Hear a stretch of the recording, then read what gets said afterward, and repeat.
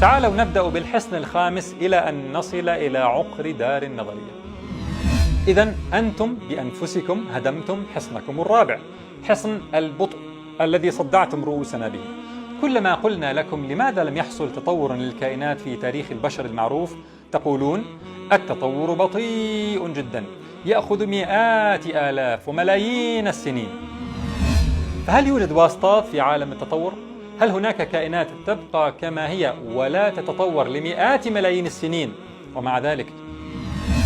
وبالمناسبة هذه النظرية بشرى سارة لهواة الصعود في الهواء من أتباع الخرافة.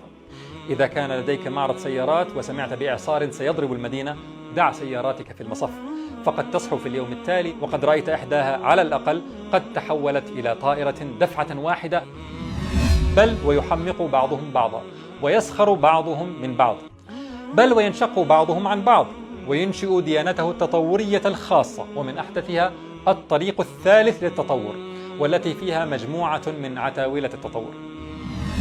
ونقول هنا في عجالة للذين يريدون التوفيق بين نصوص الوحي والتطور، مع أي من هذه الأنواع تريدون توفيقها؟ ونقول أيضا للذين يقولون أي إسلام تريدوننا أن نتبع؟ الحل في ترك الدين جملة وتفصيلا واللجوء إلى العلم. إذن ناقشنا اليوم إخواني الأسلوب 11 من أساليب التضليل التي يستخدمها أتباع الخرافات، وهي صياغة نظريات مهما انهارت أركانها فهي قابلة لإعادة التشكيل، مثل أصنام العجوة التي كان يصنعها أهل الجاهلية.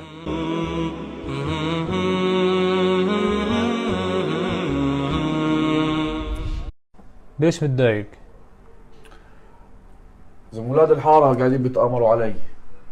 يا رجل ليش هيك تقول؟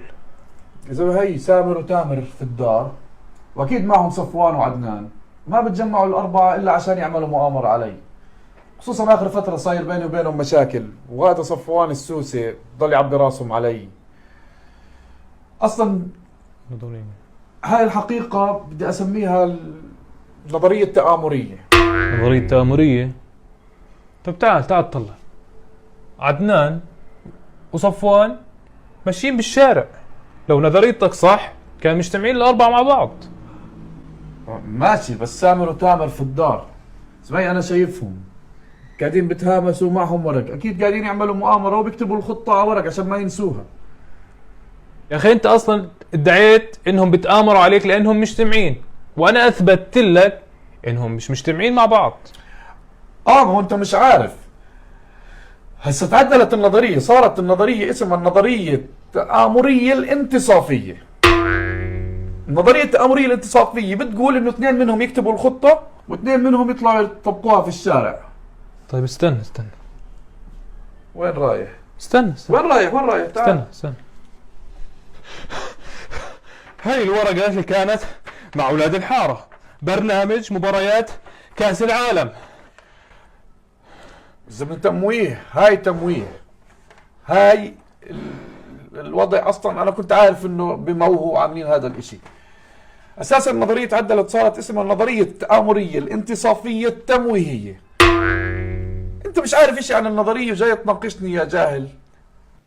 بهذه الطريقة هل يمكن في يوم من الأيام أن نثبت لصاحبنا بطلان نظريته؟ لا طبعا، لأنها على طريقته هذه غير قابلة للتخطئة.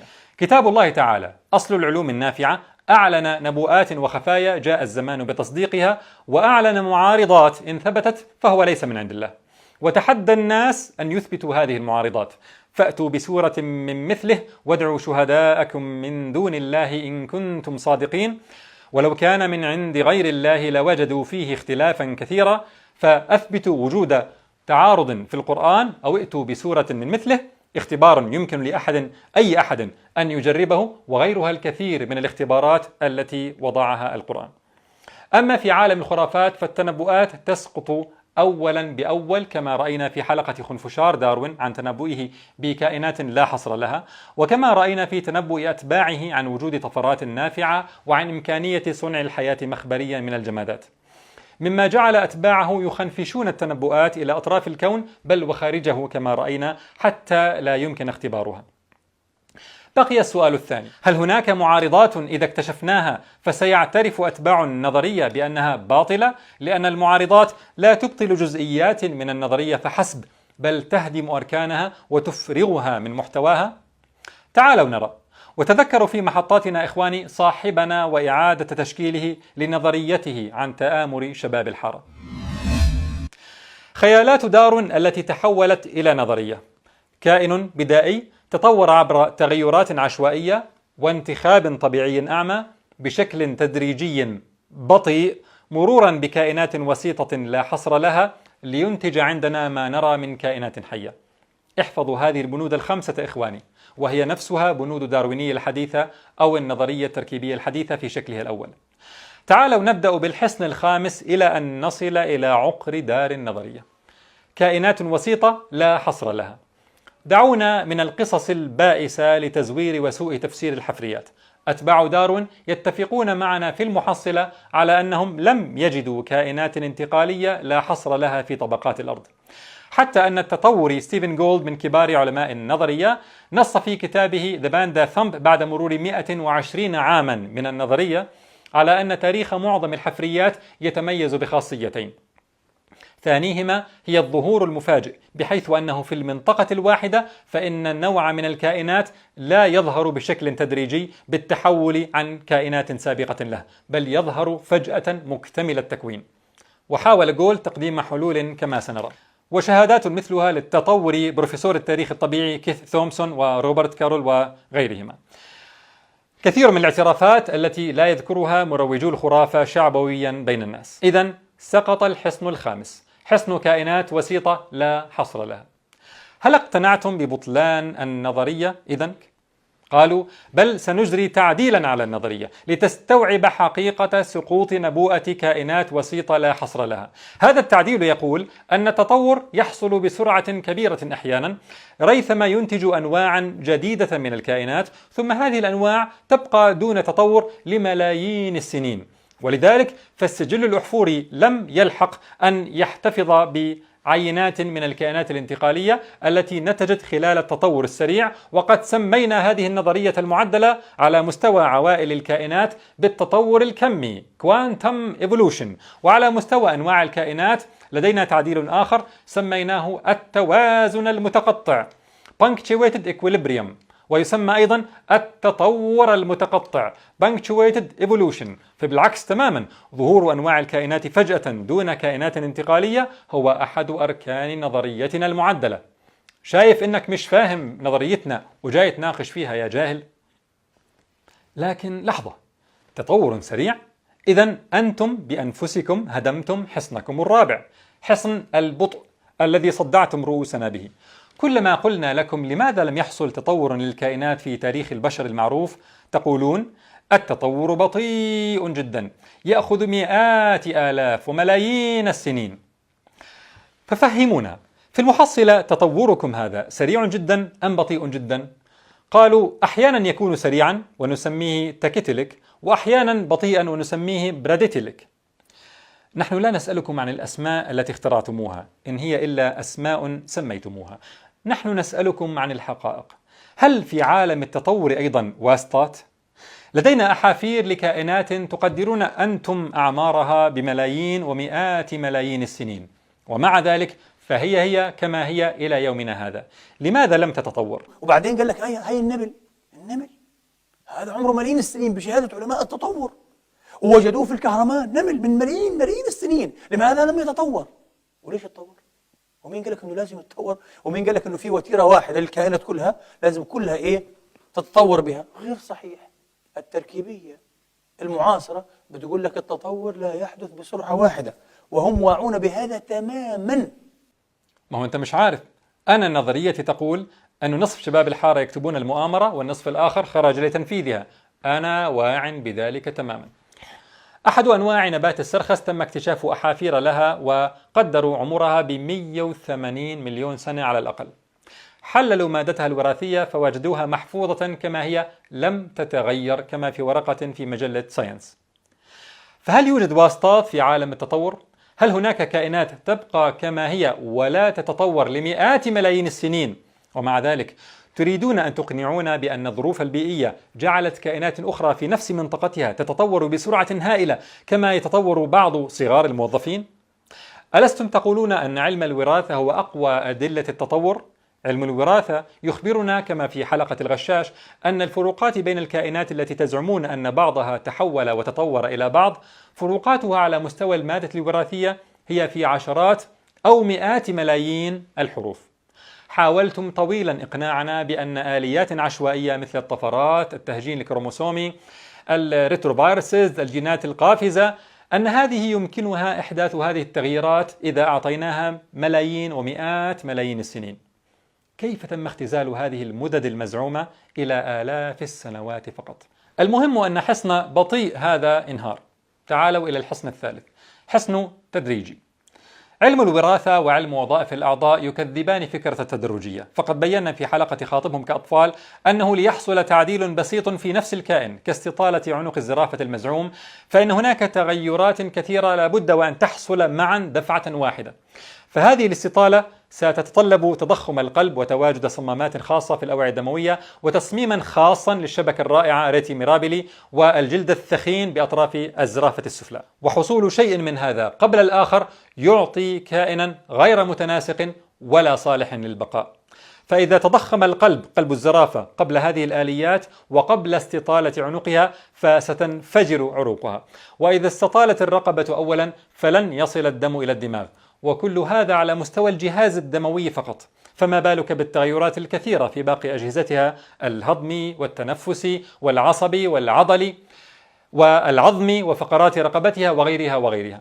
لا بد من حصول تغييرات في هذه كلها بشكل متزامن، وكذلك كل الأنظمة الحيوية قائمة على التعقيد غير القابل للاختزال، وبالتالي فلا مجال للتراكمية، لأننا لا نتحدث عن قطع ليجو تضاف تباعا، بل عن كائنات لا بد أن يكون كل منها متناسقا متكامل الأعضاء. يعني تصور للتبسيط الشديد أن المطلوب تحويل كلمة حيوان إلى إنسان.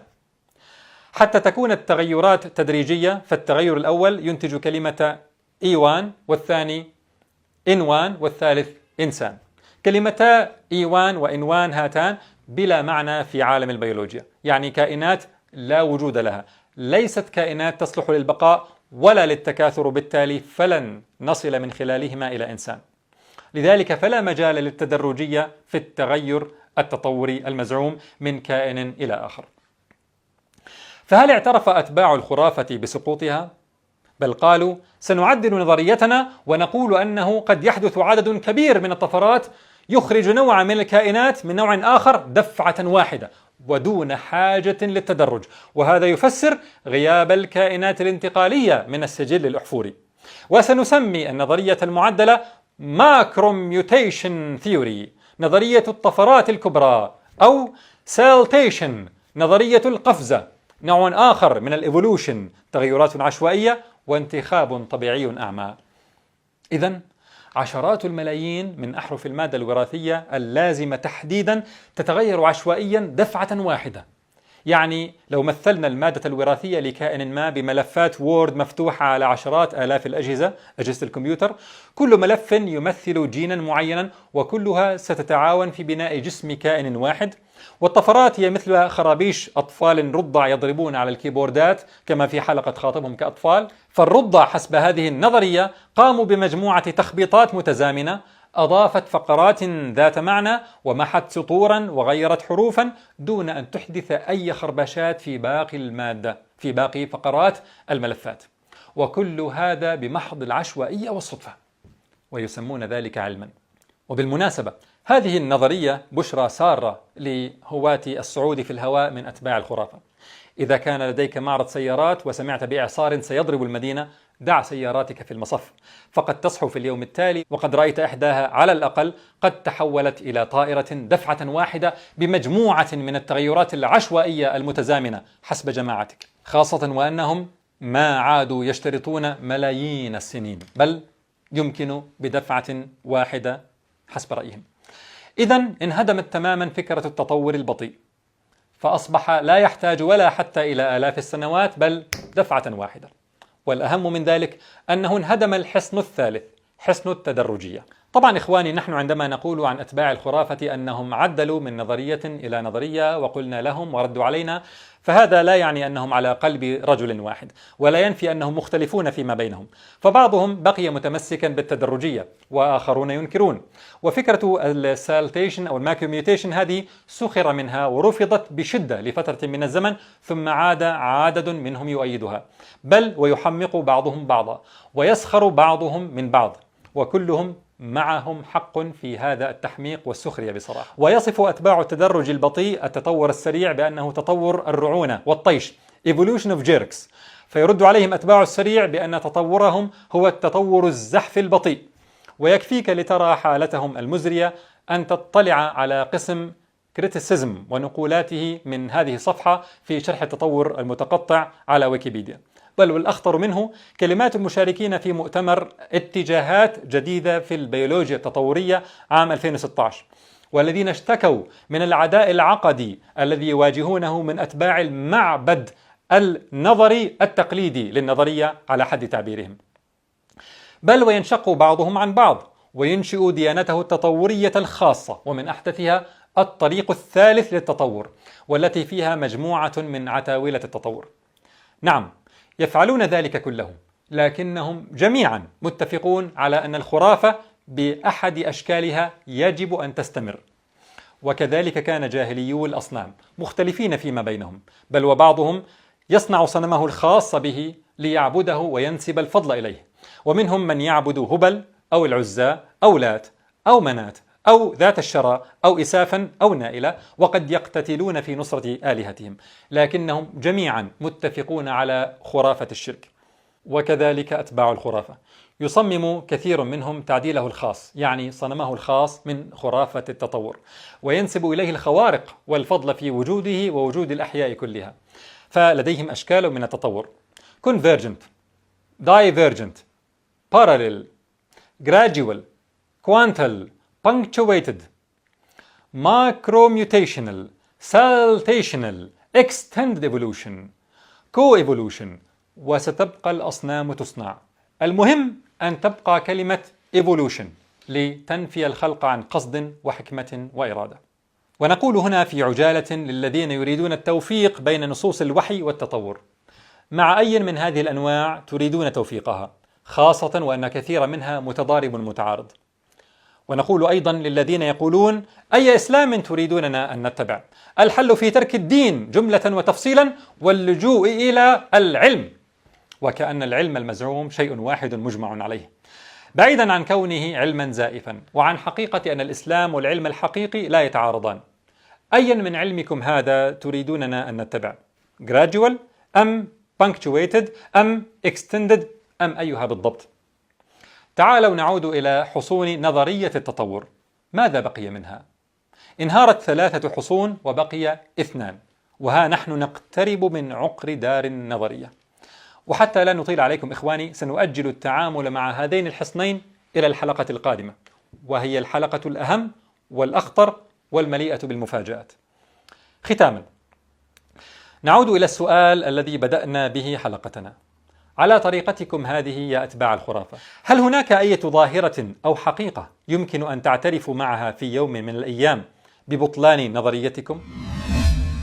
إذن ناقشنا اليوم إخواني الأسلوب 11 من أساليب التضليل التي يستخدمها أتباع الخرافات، وهي صياغة نظريات مهما انهارت أركانها فهي قابلة لإعادة التشكيل، مثل أصنام العجوة التي كان يصنعها أهل الجاهلية.